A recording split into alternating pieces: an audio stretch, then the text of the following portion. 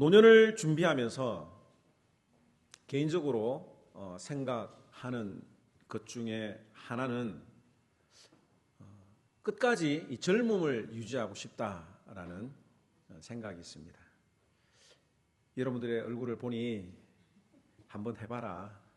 나도 옛날에 다 그런 생각 해봤다. 뭐 이런 어떤 표정이긴 한데, 제가 말하는 이 젊음은 이 육체적인 젊음을 말하는 게 아니죠.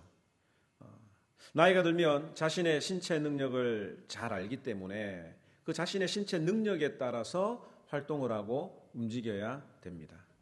신체적인 능력은 안 되는데 막 20, 30대처럼 몸을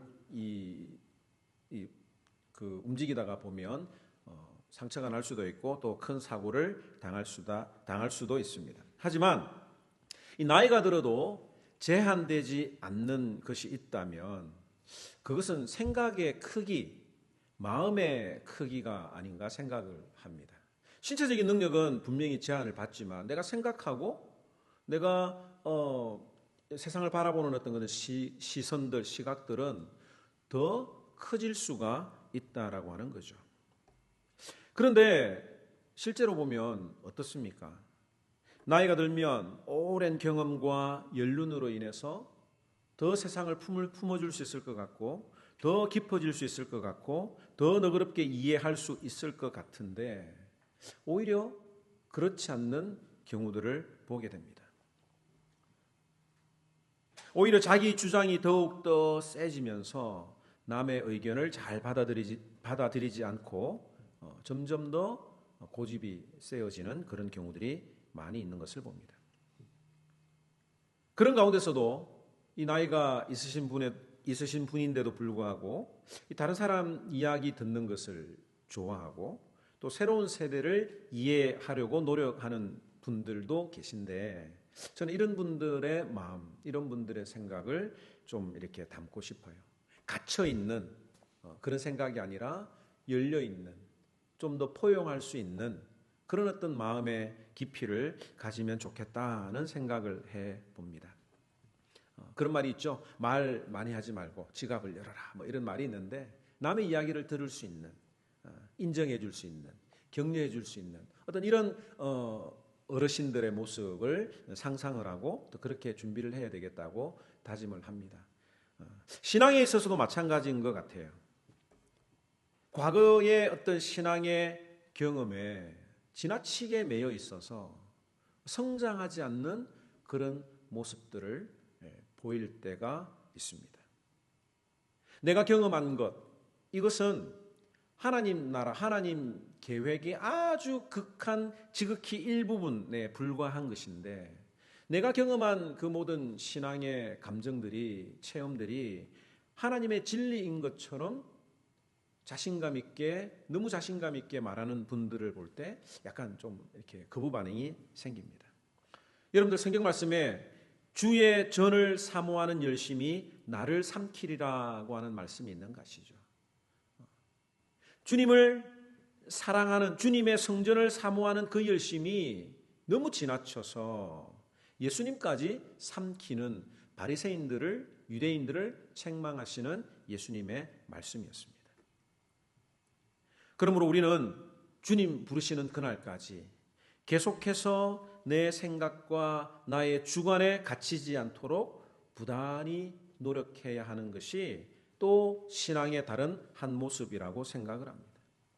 편안함에 안주하지 않고 조금 불편하더라도 주님의 뜻에 순종해야 우리의 믿음이 성장할 수가 있는 거죠. 오늘 이 본문은 스데반 집사가 순교하는 날에 있었던 일입니다. 스데반 집사가 대제사장과 사람들 앞에서 이런 메시지를 전하죠. 너희들이 그 구약에 예언되었던 메시아를 죽였다. 이 메시지를 들은 제사장들과 군중들은 화가 났습니다. 자신을 살인자로 모는 스데반의 그 메시지 앞에 마음이 찔렸습니다. 마음이 찔리면 회개를 해야 되는데 오히려 스데반을 잡아서 성 밖으로 끄집어내었고 돌로 쳐 죽였습니다. 이 장면을 보았던 사도 바울은 그가 스데반이 죽어 마땅했다고 생각을 했습니다. 그리고 이 스데반 집사의 순교로 인해서 예루살렘에 큰 박해가 일어났습니다.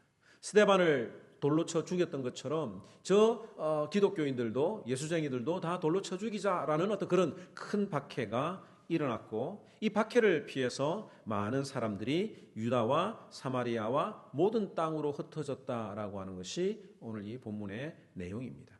다시 한 번 더 1절 말씀 읽어보도록 하겠습니다. 시작. 사울은 그가 죽임당함을 마땅히 여기더라. 그날에 예루살렘에 있는 교회에 큰 박해가 있어 사도 외에는 다 유대와 사마리아와 모든 땅으로 흩어지니라. 그날에 예루살렘에 있던 기독교인들이, 성도들이 다 다른 데로 흩어졌는데 누구만 흩어지지 않았습니까? 사도 외에는 이라고 하는 단어가 눈에 띄입니다. 다른 사람들은 박해를 피해서 다 흩어졌는데 왜 사도들은 예루살렘을 지켰을까요? 어떤 분들은 사도들의 신앙이 대단하다, 그런 박해가 있음에도 불구하고 예루살렘에 남아서 신앙을 지키려고 했구나라고 하는 순교 정신을 칭찬하는 분들이 있을지도 모르겠습니다. 그런데 사실은 그게 아니었어요. 예수님이 이 제자들과 신자들에게 원했던 것은 온 유대와 사마리아와 땅끝까지 이르러 내 증인이 되라고 하는 것이 주님의 유언이었습니다. 마지막 명령이었습니다. 사도행전 1장 8절 말씀, 우리 잘 알고 있는 말씀 함께 읽도록 하겠습니다. 시작. 오직 성령이 너희에게 마시면 너희가 권능을 받고 예루살렘과 온 유대와 사마리아와 땅끝까지 이르러 내 증인이 되리라. 예수님은 성령이 임하고 나면 예루살렘에 머물지 말고 유대와 사마리아와 땅끝까지 가서 예수님의 부활 증인이 되라고 하셨는데, 그 말씀에 비추어 보면 사도들이 예루살렘을 떠나지 않은 것은 주님의 명령에 순종하지 않았던 모습이라고 우리가 생각할 수가 있습니다. 여러분들, 사도들은, 제자들은 이 박해에도 왜 예루살렘을 떠나지 않았을까요? 우리가 일반적으로 뭔가를 놓고 이사를 가는 것을 생각을 해보면, 내가 가지고 있는 것이 많으면, 내가 안정적인 어떤 그런 삶을 누리고 있으면 그 모든 것들을 내려두고 다른 곳으로 가는 것이 쉽지가 않습니다. 아마 제자들의 마음속에도 그런 마음이 있었을까요? 어쩌면 이 제자들의 마음속에는 예수님이 십자가에 못 박혀 돌아가신 그 예루살렘, 하나님 앞에 예배하는 성전이 있는 그 예루살렘을 지켜야 한다는 고정관념이 있었을는지도 모르겠습니다. 그래서 이 제자들은 사도 바울이 이방인에게도 복음을 전해야 된다라고 하는 주장을 폈을 때에 그 내용을 쉽게 받아들이지 못하고 충돌하는 모습도 있었습니다. 이 사도들은 자신도 모르는 사이에 예루살렘 성전을 하나님과 동일시했던 유대인의 모습과 닮아가고 있었는지 모르겠습니다. 그 이유가 무엇이었든지 간에 사도들이 예루살렘에 남아 있었던 것은 주님이 원하시는 삶은 아니었다라고 하는 것을 우리가 생각해 볼 수가 있는 거죠. 하나님이 이 땅을 향한 구원 계획은 유대인들을 통해서 이 땅에 복음이 증거되기를 원했습니다. 그리고 그 예루살렘에서 시작된 복음이 온 유다와 사마리아와 땅끝까지 증거되기를 원하셨지만, 이 사도들이 어떤 이유에서든지 움직이지 않자 하나님은 스데반 집사를 통해서 일어난 이 박해를 통해서 제자들을, 사람들을 흩어버리셨다라고 하는 겁니다.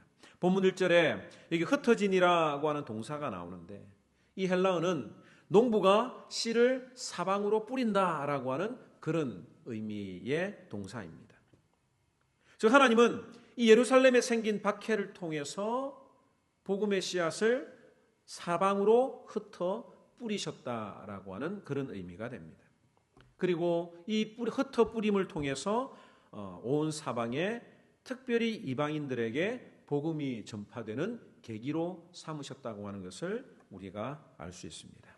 사도행전 11장 19절에서 21절 말씀 우리 함께 읽어볼까요?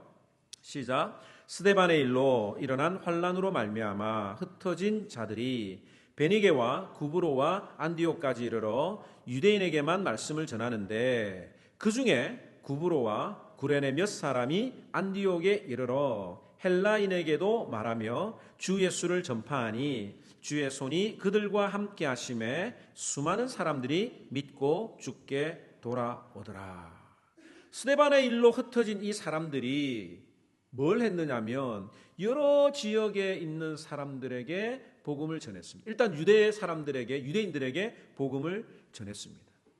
그리고 빌립과 같은 사람들을 통해서 사마리아에 가서도 복음을 전하게 되고 또 그 중에 몇 사람이 안디옥에 이르러, 안디옥은 이방 나라죠. 안디옥에 이르러 헬라인에게도 이방인들에게도 예수를 전파하니 수많은 사람들이 믿고 주께 돌아왔더라고 말합니다. 여러분들 이방인 교회의 첫 교회 세계선교를 감당하는 데 큰 주춧돌이 되었던 교회가 바로 안디옥 교회인데 이 안디옥 교회가 스데반 집사의 일로 일어난 박해를 통해서 흩어진 사람들이 복음을 전하고 거기서 은혜를 받은 사람들이 세워진 교회가 안디옥 교회다라고 하는 것을 우리가 생각할 수 있습니다. 이처럼 하나님께서는 예루살렘과 유대와 사마리아와 땅끝까지 이르러 복음을 증거하라고 하신 그 명령을 사람들이 잘 지키지 않자, 제자들이 잘 지키지 않자 그 박해를 통해서 하나님이 흩어버리시고 하나님이 계획하신 일들을 감당하셨다라고 하는 것을 보게 됩니다. 사도행전 8장 5절에 보면 빌립이 사마리아 성에 내려가 그리스도를 백성에게 전파하니라고 말하면서 제자 중에 한 사람인 빌립이 사마리아에 먼저 내려가서 복음을 전하는 장면이 또 에디오피아 내시에게 복음을 전하는 장면이 사도행전 8장에 기록되어 있다라고 하는 것을 우리가 생각을 하면 되겠습니다. 예루살렘과 온 유대와 사마리아와 땅끝까지 이르러 내 증인이 되라고 하는 이 말씀을 우리들의 삶에 어떻게 적용시켜 볼까? 여러분들은 이러한 삶을 살아가고 있는지 이 말씀을 통해서 한번 생각해 보기를 원합니다. 여러분들 예루살렘은 어떤 곳입니까? 예루살렘은 하나님 앞에 제사를 드리는 성전이 있는 곳입니다. 그곳에서 하나님 앞에 회개하고 자백하면 제사장이 그 제물을 하나님께 드림으로 말미암아 하나님께 용서를 받았던 화평이 넘쳤던 평강이 넘쳤던 곳이 바로 예루살렘이었습니다. 하나님을 만나고 하나님을 찬양하는 아름다운 곳이었습니다. 그런데 하나님께서는 제자들이 그 예루살렘에만 안주하는 것을 원하지 않으셨다라고 하는 거죠. 우리도 마찬가지입니다. 교회에만 오면 행복한 분들이 많이 있습니다. 교회에서의 삶에 대해서 만족하는 분들이 많이 있습니다. 그런데 우리 장로님 오늘 기도하셨던 것처럼 교회에서는 잘하는데 밖에 나가서 엉망으로 사는 일들이 많이 있다라고 하는 거예요. 교회에서 예루살렘에서 은혜를 받았으면 세상에 나가서도 그 은혜를 나누며 살아야 합니다. 그리고 나의 삶에 그리스도를 만난 그 기쁨이 다른 사람들에게 느껴지고 증거가 되어야 합니다. 그런데 우리가 이 교회 안에서만 예루살렘 안에서만 머물기를 원하는 마음이 우리에게 있지 않는지 우리가 이 시간 한번 생각을 해봐야 합니다. 따라서 합시다. 구르는 돌에만 이끼가 끼지 않는다. 흐르는 물만 썩지 않는다. 오늘에 머물지 않는 사람에게 내일이 주어지는 겁니다. 이 땅에 뿌리 내리려 하지 않는 사람의 삶 속에만 매일마다 하나님의 나라가 일구어진다고 하는 겁니다. 우리가 오늘 이 말씀을 들으면서 지혜로운 분들은 이런 생각을 하시는 분들이에요. 하나님이 강제로 흩으시기 전에 내가 알아서 미리 하는 것이 지혜롭다라고 하는 겁니다. 우리가 신앙생활하면서 어떤 어려운 일을 당할 때마다 깨닫는 것, 그것도 너무너무 중요합니다.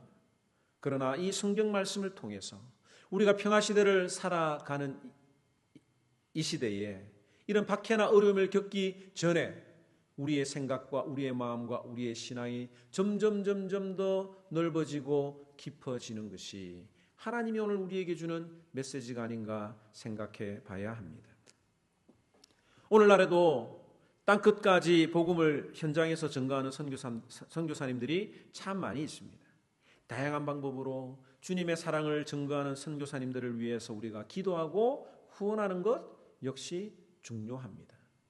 가는 것도 선교지만 보내는 선교도 너무너무 중요하다고 하는 것을 우리는 기억해야 합니다. 여기는 우리 모두가 다 선교지에 가면 누가 그 선교사님들을 후원하고 기도하고 돕겠습니까? 우리 교회는 교회를 시작할 때부터 교회 재정의 50%를 교육과 선교에 사용하자라는 생각을 하고 또 그렇게 살려고 노력을 했습니다.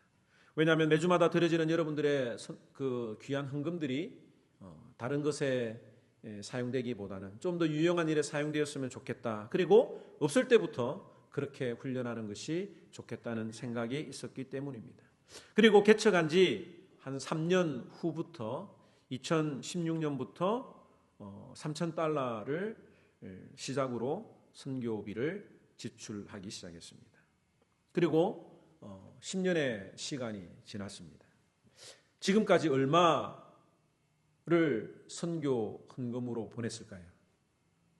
맞추시는 분들은 제가 반찬을 하나 더 드리도록 하겠습니다. 한번 생각해 보세요. 우리 교회 사이즈에 10년 동안 얼마를 했을까? 거의 21만 1,485불을 선교와 구제에 사용했던 것을 제가 이번 그 공동회의를 준비하면서 한번 정리해 보았습니다. 많으면 많고 적으면 적다는 금액일 수 있지만 여러분들 개인이 20만 불 이상 선교 헌금을 보내려고 하면 얼마나 많은 시간이 걸리겠습니까?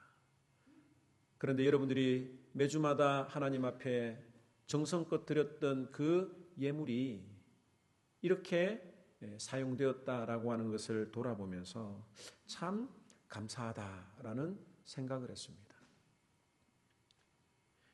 우리가 선교하는 멕시코와 라오스와 캄보디아와 네팔과 북한과 또 가난한 아이들을 돕는 컴패션과 맵, 우리 의료 지원 의약품 지원 사역을 하고 있는 맵과 또 장애 선교를 하고 있는 우리 미라를 위해서 매월마다 정기적으로 후원을 하였습니다.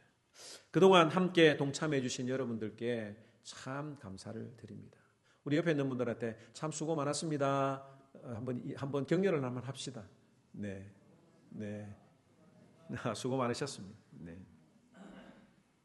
개인이 하려면 하기 힘든 일을 우리 규모가 작아도 한두 푼 모아서 하나님 나라를 위해서 드렸더니 하나님께서 우리에게 이런 축복을 주셨습니다.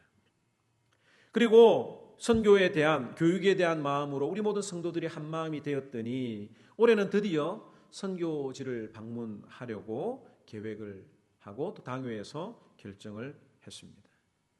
우리가 여러 지역을 돕고 있지만 거리적으로 가장 가까운 멕시코의 엔세나다 지역을 방문하려고 하는데요. 저 위에 보시면 샌디에고고 밑에 있는 그 지역이 엔세나다입니다. 약 한 80, 샌디에고 공항에서 한 90마일 정도 떨어진, 그래서 한 2시간 반 차로 2시간 반 정도 되는 거리를 방문하려고 합니다. 구체적으로 그 단기 선교 설명회 시간에 여러분들에게 좀 더 구체적으로 설명을 하겠지만 10년 만에 우리가 이 직접 선교지를 방문하는 이유는 여러 가지 이유가 있을 수 있겠지만 저는 이번 기회를 통해서 우리 성도들이 선교지를 피부적으로 좀 더 이해하고 또 선교 사역의 중요성을 경험하는 그런 목표를 가지는 것이 좋겠다라고 생각을 합니다. 우리가 가서 많은 선교 사역을 하고 막 선교사님을 도와줄 수도 도와주어야 되겠다라고 생각을 하지만 사실 이 첫발부터 첫 술에 배가 부를 수가 없습니다. 오히려 과욕이 넘치다 보면 선교사님의 사역에 방해가 될 수도 있습니다. 그래서 선교 사역을 보고 이해하고 그 다음에 우리가 다음에 좀 더 어떻게 구체적으로 더 선교할 수 있을까라는 그런 생각을 하게 되고 또 기도를 하게 될 것입니다. 우리가 이번에 방문하면 뭐 다른 큰 특별한 사역들은 못하겠지만 적어도 현지인 교회 서너 곳을 방문해서 우리 아이들을 중심으로 성경학교를 진행하려고 합니다. 그리고 또 앞으로 우리가 교회가 성장하고 우리 아이들이 자라서 미용으로 봉사하고 의료나 건축이나 여러 다양한 어떤 그런 전문 사역자들이 팀들이 더 많이 생기면 좋겠습니다. 그리고 이번 우리가 단기 선교를 계획하면서 선교를 향한 우리의 마음이 좀 더 넓어졌으면 좋겠다는 생각을 합니다. 희한하게도 하나님의 은혜는 하나님의 사랑은 나누면 나눌수록 배가 되는 것을 여러분들이 정말 직접 경험하면 좋겠습니다. 그래서 매주마다 선교지를 위해서 기도하고 또 소액이라도 선교 헌금을 작정을 하고 하는 것이 참 좋겠다. 매주 20불이나 10불이나 5불이나 뭐 또 달달 매월 이렇게 정해도 되고요. 그래서 우리의 물질이 가는 곳에 우리의 마음이 가는 것처럼 하나님 나라를 향한 그 마음이 커져갔으면 좋겠다. 이것이 예루살렘에만 머물지 말고 우리의 생각이 유다를 넘어 사마리아와 땅끝까지 이르라고 하신 하나님의 말씀 앞에 내 삶을 드리는 말씀을 적용하는 그런 한 해가 되면 좋겠다라고 하는 생각을 해보게 됩니다. 우리가 살아가면서 주님 부르시는 그날까지 한평생 먹고 사는 개인적인 문제에만 매달리다가 가는 것을 여러분들 원하십니까? 그게 예루살렘에만 머무는 삶이에요. 이제는 눈을 돌려서 이웃을 바라보고 전 세계를 품는 하모니언들이 되기를 바랍니다.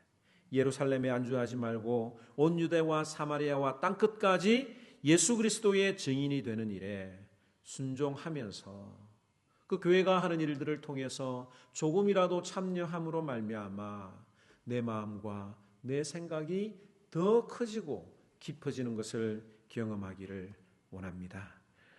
이 선교는 따라서 합시다. 천사도 흠모하는 일이다. 천사는 뭐 다른 일을 많이 하는 능력 있는 영적인 존재인 것 같지만 예수 그리스도의 사랑을 증거하는 이 복음을 증거하는 일은 우리 인간들에게 주어졌다는 사실입니다. 우리 이 찬양 부르시면서 천사도 흠모할 만, 우리가 천사를 흠모하거나 사모하는 게 아니라 천사가 우리를 흠모하고 사모할 그 전도의 사명을 가정에서, 지역에서, 미국에서 전 세계로 점점 더 키워가는, 그로 말미암아 예수 그리스도의 사랑을 경험하는 우리의 신앙이 성장하는 한 해가 되기를 주님의 이름으로 축원합니다.